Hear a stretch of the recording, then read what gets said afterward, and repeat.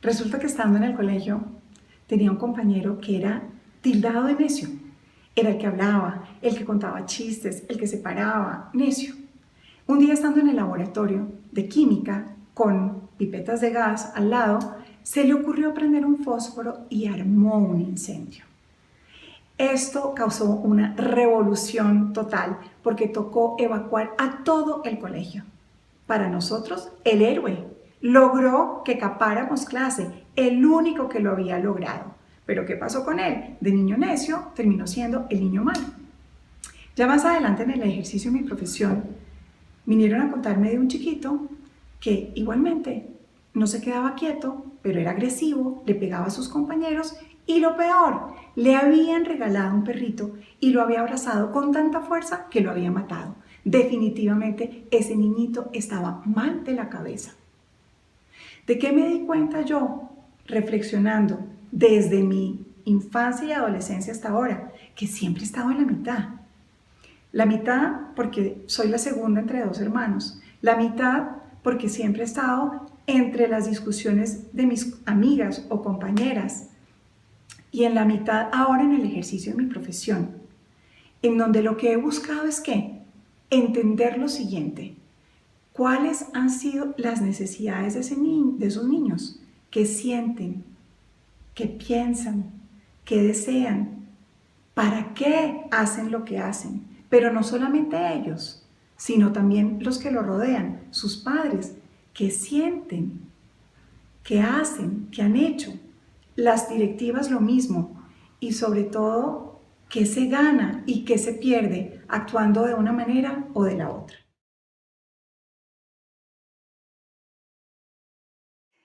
María Constanza, tú tienes una experiencia muy importante en la conexión entre padres, maestros, niños, directivas. ¿Cómo ha sido eso? Toda una construcción. Mi visión es la visión del sistema, en donde está la institución, en ese que son, digamos que la podemos dividir en la parte administrativa, profesores, por otro lado están las familias, están los alumnos y yo que me veo más como el puente que trata de unir, dependiendo de las necesidades, pues a todas esas partes. Eso es el sistema. La experiencia ha sido enriquecedora, ha sido también de mucho, de mucho pensar, porque también ha sido muy difícil de pensar cómo hago aquí, cómo hago allá, pero creo que todo se dirige hacia el bienestar de los alumnos, definitivamente.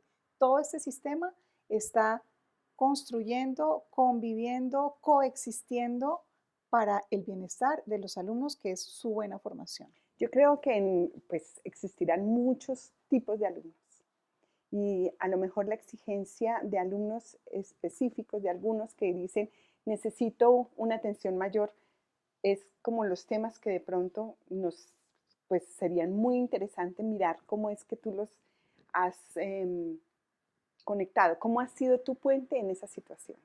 ¿Tienes alguna historia que nos puedas contar? Sí, sí, recuerdo la historia de un niño que era muy inquieto y que los profesores, y creo que hay muchos, y los profesores muchas veces no tienen las herramientas para poder manejar este tipo de situaciones, porque por un lado hay una exigencia de la institución de cumplir con un programa que se tiene Ujú. que cumplir en un tiempo, por otro lado, porque también físicamente y emocionalmente cansa un niño que no pone atención y que se está moviendo todo el tiempo en su silla y hablándole al vecino. Y este caso era un niño de ese estilo, en donde la familia exigía y le exigía a la institución, a la escuela, que hicieran todo y a que el niño más o menos no lo regañaran porque el niño era así. Esto también, aprovecho para hacer aquí un paréntesis, viéndolos enfrentados en la educación a unos padres que son hiperpaternalistas, donde tiene todo que ser bueno para los niños y casi que a los niños no los regañen. Yo quiero que mi hijo sea feliz, pero se les ha olvidado la coma de ese ser feliz que es que sea feliz con responsabilidad y con límites. Ujú. Pero bueno, cierro mi paréntesis Sí. y vuelvo a la historia. Entonces, los profesores, digamos que se polarizó la discusión entre lo que los papás exigían de atención y lo que decían los profesores de que no podemos más con este niño. Es ahí donde entro yo a hacer el puente y a ver qué se podía hacer y donde finalmente lo que vi era que no teníamos una definición exacta de la dificultad del niño y nos hacía falta que algún experto en este tema de, de falta de atención o de mucho movimiento, para no poner un Sí, diagnóstico, pues nos ayudara. Y eso fue lo que se hizo. Se recomendó que un experto lo viera y ese experto, después de darnos unos consejos, unas sugerencias, nos pudimos sentar todos alrededor de una mesa para definir qué era eso que el colegio sí podía hacer. Porque los profesores tienen que ser muy claros frente a los padres diciendo a qué se pueden comprometer y a qué no. Eso no es porque el experto dice que tienen que hacer ABC con el niño que hay que hacerlo. La institución como tal, por su manera de de funcionar. funcionar, por su concepción de escuela, y los profesores, evidentemente, los primeros en la línea, tienen que poder decir, yo me comprometo a eso o yo no me comprometo a eso. Y fue en ese conversatorio de qué sí podemos hacer y qué no podemos hacer y qué de esto que nos sugieren es mejor para este niño que es particular, porque a veces le dan a uno muchas indicaciones que se las dan a todo el mundo, pero para no todos los niños funcionan de la misma manera. Ni todos los ¿Cuáles? maestros tienen la Ni capacidad de todo, hacer exactamente. esas tareas, esos ejercicios. Entonces, ese es un caso, digamos, donde se pudo sentarse y conversar fuera de la polarización, que eso Y sería lo que yo, que lo que tú logras, pero ¿qué sería como las actividades que surgieron ahí de esa mesa redonda de conectar los límites? mira, por ejemplo, al niño, entonces, ¿qué decían los profesores que sí podían hacer? Que si empezaban a notar que el niño se movía mucho, entonces que le permitieran ir al baño o que se parara a borrar el tablero, que le pidieran ir a sacar unas fotocopias, permitiéndole al niño el movimiento que él estaba sintiendo necesario, pero que no fuera a ser disruptivo con los demás niños del salón. Incluso que si esto tenía que hacerse una o dos veces durante la hora de clase, se lo permitieran, porque era una necesidad, digamos, fisiológica, física del niño, esa necesidad de movimiento, lo que hacía que el niño salía o iba al baño, tomaba agua, incluso dar una vuelta al patio y volver a sentarse, y el niño llegaba con más calma y con más disposición a atender.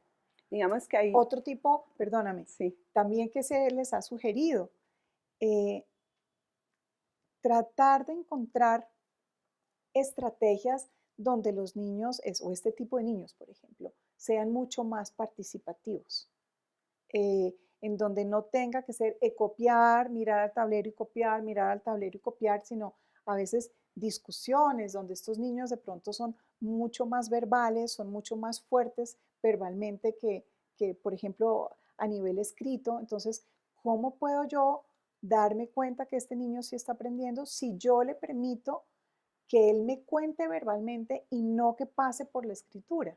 perfecto. Y ¿Sí? eso, digamos, en relación a la labor que hace la escuela, el maestro y tú como puente con lo que toca dentro del colegio. Pero aquí veo que la potencia también está en oír a los papás. Porque fíjate que qué pasó con los papás, cómo impactó esa, mejor dicho, esa modificación de estrategias en el aula en la conversación con los padres. Pues mira, modifica todo, porque los padres finalmente llegan con una angustia, que de pronto uno, psicólogo, está dispuesto a oírlo. Los profesores, por lo general, no están dispuestos a oír la angustia. Ellos citan a los padres para contarles qué está pasando en el aula con el alumno. Y los papás, pues, los padres de familia a veces se llevan, pues, un baldado de agua fría, No esperan ¿sí? esa No están información. esperando Sí. o no quieren ser llamados a oír lo que ellos ya presienten que les van a decir Ujú. y evitan. Entonces, se llega en una tensión y yo lo que le sugeriría a los maestros es que antes de decir lo que tienen que decir, escuchen a esos padres. Por ejemplo, que les hagan la siguiente pregunta. Bueno, ¿cómo han visto en este año o en este bimestre o en este trimestre a su hijo? ¿Hay algo que a ustedes les esté preocupando en casa con él? ¿Cómo lo ven en su relación frente al colegio?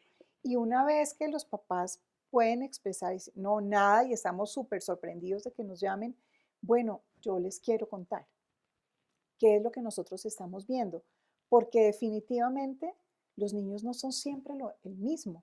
Ellos son una cosa en el colegio y son otra cosa en su casa, donde están tranquilos, donde hay toda la tranquilidad y toda la confianza con su papá y su mamá. O hay otras cosas. O hay otras cosas, ¿sí? Cuando piensas en esas estrategias que podrían desarrollar los maestros en las conversaciones con los padres, ¿tú qué piensas en relación a todo al universo que tienen los padres que saben, que muchas veces quedan en silencio, son cosas que la escuela no sabe? ¿Qué labor tiene el maestro en relación a esos conocimientos, a esa sabiduría que tienen los padres de sus hijos? ¿Cómo podría ser? ¿Cómo podríamos conectar ese conocimiento? En la escucha, definitivamente es en la escucha.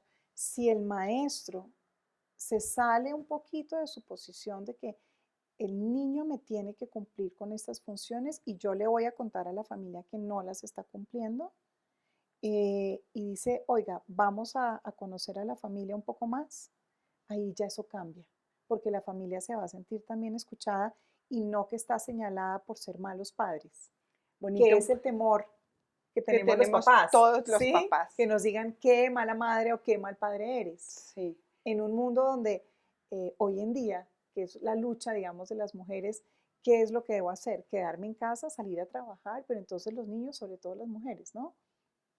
Donde mamá y papá tienen que trabajar, donde el tiempo para compartir se hace menor y estamos llenos de culpa los padres. Si a eso le sumamos el que vamos al colegio y los profesores nos dicen que somos, no nos lo van a decir directamente, pero nos hacen sentir o entender que somos malos padres porque pronto no hemos firmado la libreta en el momento que es, pues eso inmediatamente crea una distancia con el maestro. Si el maestro oye al padre de familia, yo creo que ahí se gana un terreno muy grande. ¿Y no te parece que también el maestro puede sentir la misma angustia de sentir que no es tan bueno? Es decir, que Claro. también llegan los papás y van a ver todo lo que... Es decir, es como si en el entorno del hacer existiera siempre como una disciplina que no Sí, permite mira, ver... sí, yo creo que eso es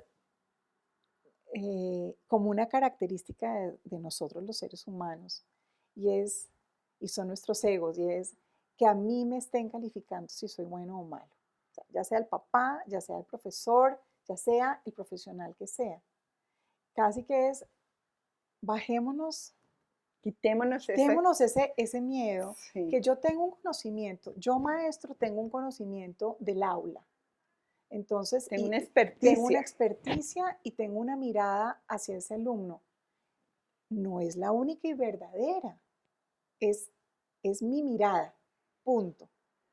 Y venga, conjugamos, papás, que ustedes también tienen una mirada de su hijo. O sea, que es mucho más constructivo que, que, que no, sé, no encuentro ahora la palabra, pero construye más hacia el futuro de ese niño, hacia el bienestar de ese niño, incluso la autoestima de ese niño. Pero tenemos que bajarnos como de esa necesidad de que nos estén calificando o ese miedo de que nos estén calificando como buenos o malos. Sí, es como abrir un espacio de reconocimiento donde la labor quizás tuya de ser puente es precisamente descubrir que todos estamos aprendiendo de todos. Exacto. Todos tenemos algo que decir. Hasta el niño, el maestro, Y el el niño. padre. De hecho, un consejo para los maestros, porque es algo que hacemos en mi institución, y es que en las reuniones, cuando hay que definir qué se va a hacer, se invita al niño y se le cuenta por qué estamos ahí, que estamos ahí por él, porque creemos en él y porque queremos ayudarle a él en su necesidad, que ojo, no siempre es académica, muchas veces también es una necesidad emocional. Y no podemos ser ciegos tampoco en los colegios, en las escuelas, a las necesidades emocionales de los niños e incluso de las familias, que uno muchas veces dice, no, eso es de la vida de la familia y ahí nosotros no nos vamos a meter, nosotros solamente es con lo académico y el aprendizaje. Pero ¿cómo vamos a desligar esas dos cosas? Eso es imposible. ¿Cómo vamos a pedirle a un niño que acaba de perder a su mamá o a su papá porque fallecen pero lo siento, el examen de matemáticas era para hoy? Ya tuviste el fin de semana para llorar y enterrar. Pues es imposible. Entonces no solamente son las necesidades académicas o de, de realidades particulares de la manera como aprende cada niño, sino también las emocionales que están ahí en juego. Y en ese sentido, ya para terminar, ¿tú crees cuál sería ahí como lo que un maestro podría hacer una vez que reconoce que hay en esa situación de ese niño hay como una necesidad emocional? Mira, yo creo que yo le diría al maestro que no tenga miedo de acercarse al alumno, que nunca va a perder como su investidura de respeto si ya se la ha ganado. Al contrario, lo hace mucho más humano y es, oiga al niño. Mira, yo creo que los niños se acercan con mucha más facilidad a los maestros que al psicólogo del colegio, porque tienen con él una relación directa, diaria, y los niños quisieran que sus profesores los conocieran y los entendieran a ellos como un ser íntegro. Entonces, no tener miedo de oírles a los niños su rollo. Incluso que hoy estoy triste porque me botó el novio. Eso hace parte de la vida y hace parte de la formación de todos los alumnos. Y de pronto no es ni no dar consejos, solamente oír, ¿verdad? Oír, es que Oír sin nada. exactamente, es oírlos. No les tiene que decir, sí, mira, no, porque no le mandas una notica, porque no le llevas un ponquecito, no. Con que lo cojan y le digan, lo siento mucho, qué tristeza, ese momento es tan difícil, ya se sintieron oídos los niños y que su profesor los pudo oír. Y si se mantiene en su posición de profesor, lo va a oír y le va a decir, ok, ahora llora todo lo que tengas que llorar, pero vamos a estudiar, porque tú eres más que eso. Muy lindo, muchas gracias. A ti.